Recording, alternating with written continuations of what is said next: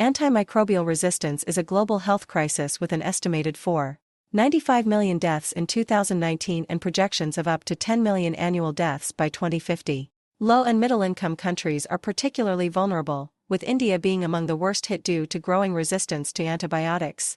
Bloodstream infections significantly impact global health and economics, with India having a high burden.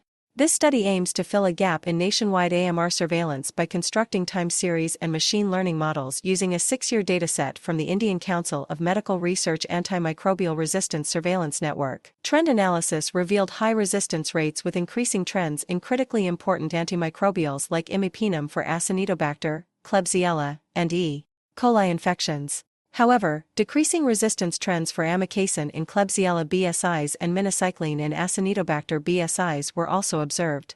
The results are generally consistent with Karuna et al.'s findings on 693 BSI-positive patients from 10 secondary care centers and Mather et al.'s findings on 2622 HABSs from tertiary care centers on the relative prevalence of pathogens in bloodstream infections in India. Study identified pronounced variations in antimicrobial resistance prevalence when stratified by age and geographic location, illuminating the multifaceted terrain of resistance patterns throughout the country. The growing resistance to existing antibiotics amidst the shrinking pipeline of newer drugs is a serious threat to attaining the Sustainable Development Goals, SDGs, target by 2030.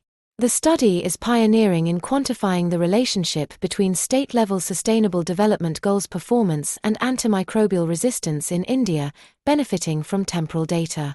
The study is based on interoperable data that adhere to WHO Global Antimicrobial Resistance and use surveillance system standards, making it applicable to other lower middle-income countries and hospitals following the same.